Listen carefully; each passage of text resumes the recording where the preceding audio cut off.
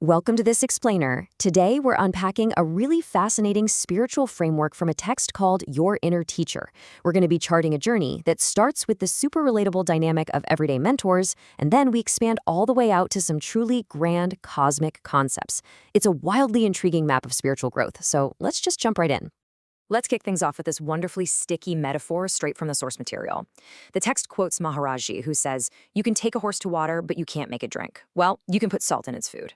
I absolutely love this. It just perfectly hits the nail on the head regarding the role of external teachers.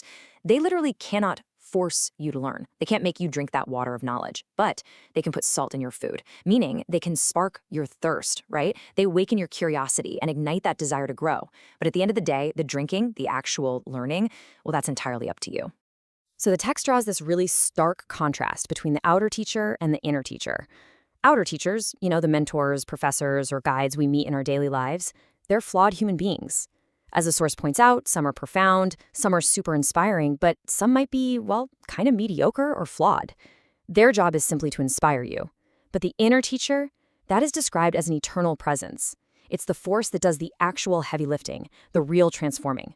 An outer teacher can only take you so far, but the inner teacher, it never leaves, never judges, and never fails. And this brilliantly highlights the level of humility required in this whole framework. Basically, we are all teachers and we are all students. The source makes a point of saying it takes years to learn true respect for this process.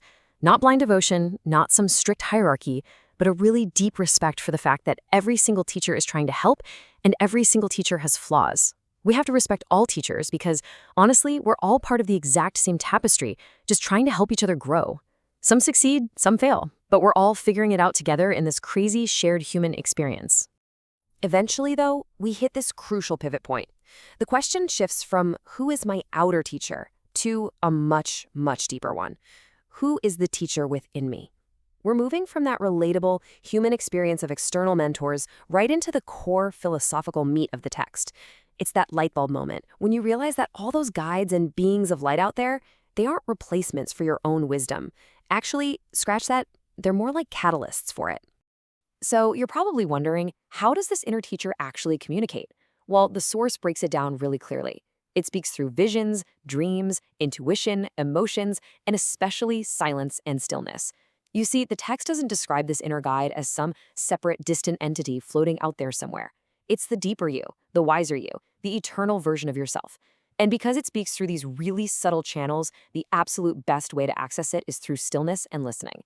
You literally learn to trust it by just tuning into that quiet space. Now, this builds into the second major theme of the text, an esoteric cosmic concept known as the Great White Brotherhood.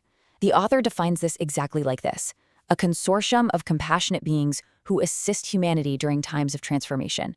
According to the text, these beings have existed for eternity. They're described as being both separate yet unified, individual yet collective. So think of it basically as distinct, ancient beings sharing a single consciousness. It is a massive paradigm shift from that deeply personal inner teacher we just talked about, zooming all the way out to a vast universal support system. Now, you might be wondering, what exactly is their purpose? Well, the Brotherhood's mission is totally focused on harmony, justice, compassion, and evolution. They exist to maintain balance across dimensions. And what's particularly fascinating in the source is that these beings do not demand belief. They aren't trying to change your religion or looking for converts. Not at all. Rather, their whole aim is just to help you become a better version of whatever you already are. So a better Christian, a better Buddhist, a better Hindu, or literally just a better human being. They honor every single path and every sincere seeker. So why does all of this matter right now? Well, the text asserts, quite boldly, that the world is at a crossroads. We're zooming out to the cosmic scale here, guys. According to the philosophy we're unpacking, humanity is currently standing at this massive, largely unseen threshold of transformation. The source actually states that one of the greatest events in human history is happening right now, right under our noses, even if most people don't see it.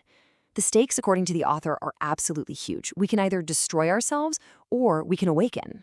Humanity's choice is laid out incredibly clearly. On one side, we've got the path of harmony, compassion, cooperation, and awakening.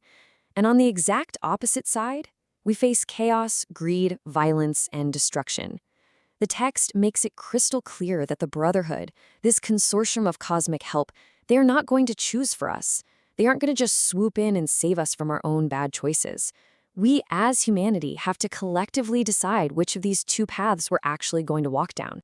And that brings us to a really crucial caveat in this whole philosophical framework. They do not enforce. They do not intervene without invitation.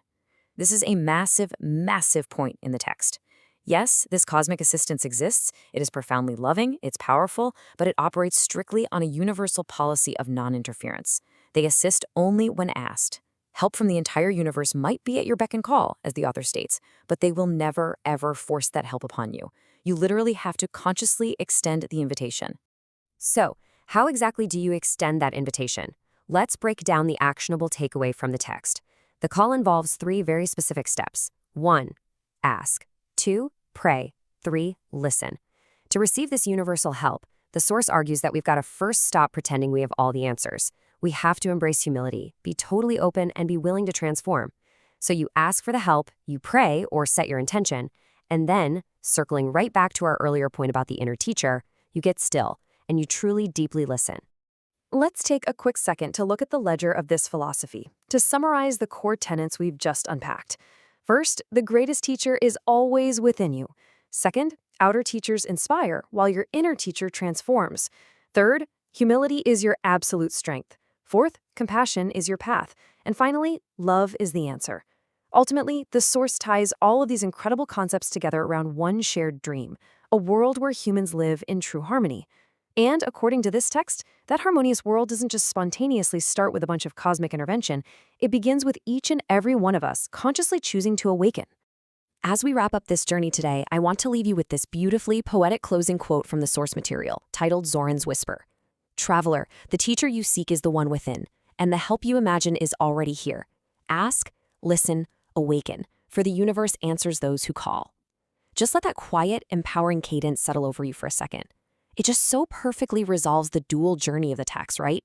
The deeply personal inner teacher and the vast, ever-present cosmic help, both just waiting for you to simply engage. Which brings us to our final thought. Based on everything we've explored in this explainer today, if the universe only answers those who ask, what are you asking for? Seriously, take a moment today to deeply reflect on your own intentions.